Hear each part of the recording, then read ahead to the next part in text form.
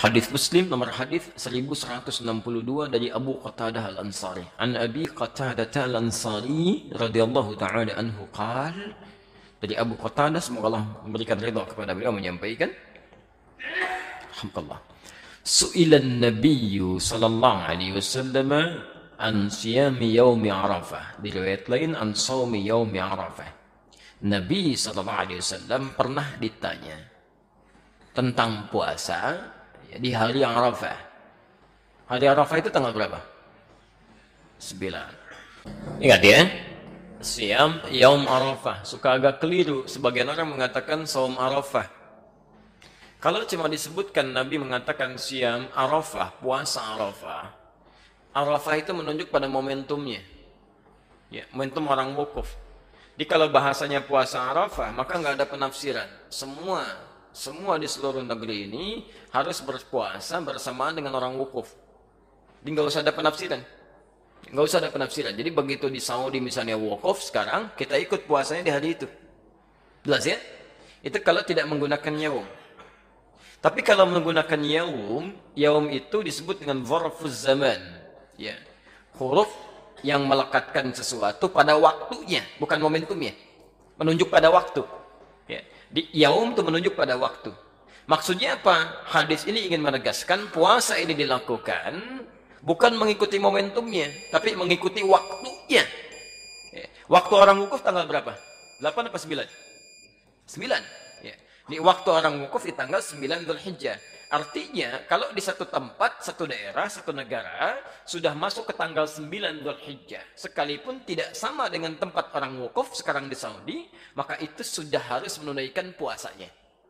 Jadi jatuh puasanya pada tanggalnya, bukan pada momentum wukufnya. Jelas ya? Yang harus diikutkan pada tempat tertentu. Ya, misal sekarang di Saudi. Ya. Misal, mohon maaf, pemerintah kita menetapkan waktu misalnya awal Dzulhijjah beda dengan Saudi misal, karena zonanya misalnya ada perbedaan tertentu. Ya, dalam hal tertentu, kondisi tertentu misal saja.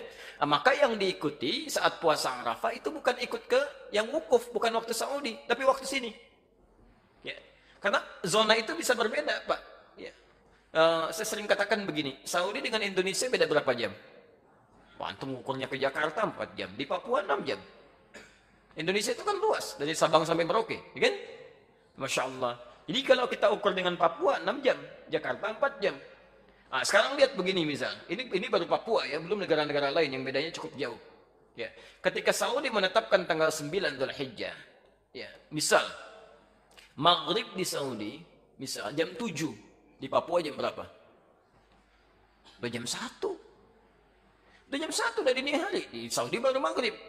Artinya ke Saudi ketika masuk misalnya waktunya jam subuh misal saja jam 5. Jam 5 di Papua udah siang. Udah siang. Bahkan sebagian sudah beda waktu. Yang jadi persoalan misalnya kalau Saudi duluan. Saudi sudah tanggal misalnya 9 Dzulhijjah rahmakallah. Di sini sebelumnya. Bisa terjadi. Jadi begitu sana sudah masuk maghrib, di satu tempat misalnya baru masuk ke awal tanggal 9. Ya, baru mau subuh gitu kan. Itu belum nyambung. Waktunya berbeda.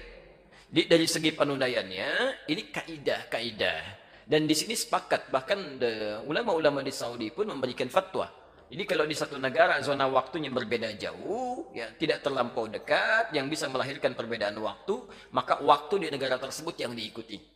Kecuali kalau waktunya dekat, sekitaran Teluk, kan?